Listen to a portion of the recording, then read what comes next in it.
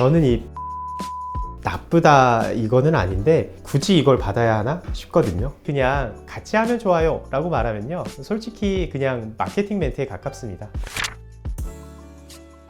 안녕하세요, 에피로그의 허민입니다. 오늘은 정말 많이 받는 질문 하나로 시작해 볼게요. 원장님, 주베룩이랑 리쥬란 중에 뭐가 더 좋아요? 모공이랑 피부결에는 뭐가 더 효과가 좋아요? 여기서 제가 먼저 딱 정리하고 가겠습니다. 이 영상은 흔히 어느 걸 하세요 같은 추천 영상이 아니라 본인 피부가 어느 쪽에 해당되는지 판별 기준을 드리는 영상입니다. 그리고 오늘 영상 끝나면요, 여러분은 딱 하나만 가져가시면 됩니다. 내 모공, 결은 어디 타입인가? 이거 하나만 잡히면 주베룩이든 리쥬란이든 선택이 쉬워집니다.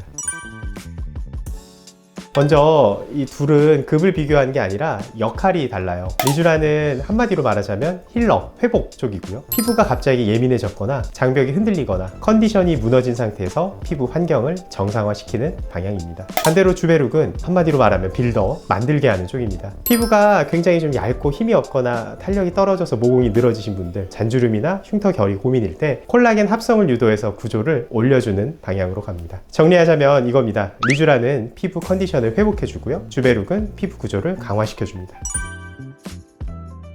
이제부터가 핵심입니다. 모공이 커요, 결이 거칠어요. 이 말만으로는 사실 치료가 안정해집니다. 원인이 좀 다르기 때문이죠. 저는 진료실에서 모공이 왜 그렇게 보이는지를 피부결, 피부의 질감 기준으로 4가지로 나누고 있어요. 첫 번째는요, 피지형 피부결입니다. 번들거림이 많고 블랙헤드나 화이트헤드가 잘 생기고 모공이 늘어졌다기보다는 피지가 차서 커 보이는 피부결입니다. 두 번째는 탄력 저하형 피부결인데요, 모공이 동그랗게만 커진 게 아니라 세로로 늘어지고 처져 보이는 피부결입니다. 피지 문제라기보다는 피부가 얇아지고 힘이 빠지면서 모공을 잡아주던 지지 구조가 무너진 경우에 가깝습니다. 세 번째는 흉터형 피부결. 여드름 흉터처럼 페임이라든지 울퉁불퉁함이 남아서 모공과 결의 경계 자체가 깨져 보이는 그런 피부결입니다. 이 경우에는요, 모공 크기보다는 표면의 구조, 즉 피부결 자체의 손상이 더 큰 문제입니다. 네 번째는 장벽 붕괴형 피부결. 속건조, 따가움, 붉음, 화장 들뜸 때문에 실제 모공 크기와 상관없이 결이 거칠거칠해져 보이고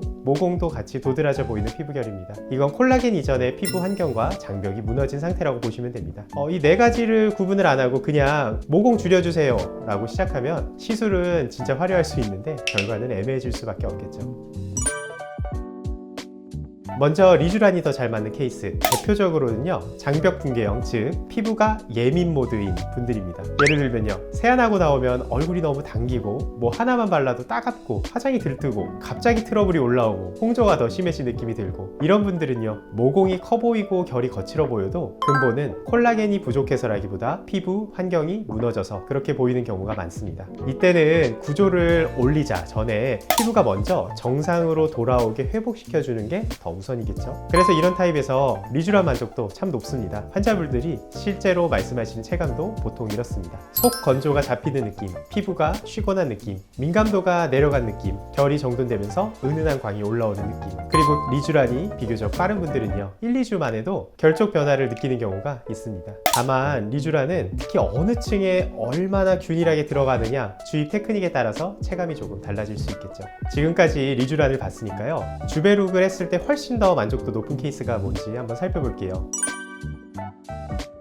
주베룩은 기본적으로 피부가 얇고 힘이 없거나 탄력이 떨어져서 모공이 늘어지거나 잔주름이 늘거나 흉터 결이 고민인 분들에게서 강점이 있습니다. 특히 탄력 저하형 모공이 커졌다기보다는 아래로 늘어지는 느낌, 세로로 늘어진 느낌, 이거는 컨디션보다는 구조의 문제일 때가 훨씬 많거든요. 이럴 때에는 피부가 콜라겐을 만들도록 유도하는 주베룩 같은 스킨 부스터가 더 맞는 경우가 많습니다. 주베룩은 맞고 바로 반짝이는 그런 약이 아니라 시간이 지나면서 피부가 스스로 단단해지는 타입입니다. 보통은 한 달, 4주 이후부터 피부가 탄탄해진 느낌이다, 모공이 덜 벌어져 보인다, 이런 체감을 많이 말씀하세요. 그런데 이거는 꼭 짚고 가겠습니다. 이거는 표면을 반짝이게 만드는 약이 아니라 진피 아래쪽부터 판을 다시 짜는 약이라고 보시면 됩니다. 그래서 어디에 얼마나 그리고 얼마나 깊게 들어가느냐가 결과에 훨씬 더 중요한 요소가 되겠죠.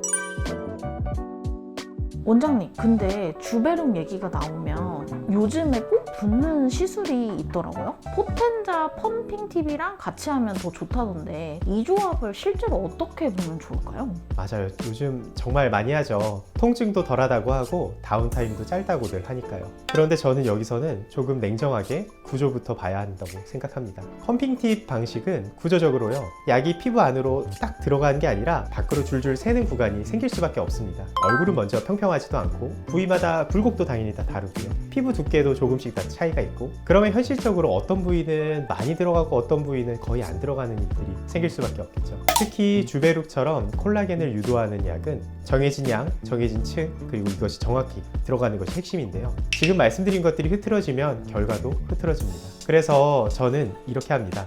한 번에 퉁 치지 않고요. 귀찮아도 두 가지 단계를 나눠서 하고 있습니다. 첫 번째는 손주사로 주베룩을 진피 하부에 깊게 깔아줍니다. 여기서 피부에 볼륨 그리고 기둥을 만들게 되겠죠. 그 다음에는 포텐자 모공 팁으로 피부 표면에 미세한 통로를 뚫어놓고 고주파로 위쪽 층을 조여줍니다. 아래는 받쳐주고 위는 조이고 이렇게 위아래 두 층을 다 잡는 구조. 이게 제가 말하는 더블 레이어 접근 방법입니다.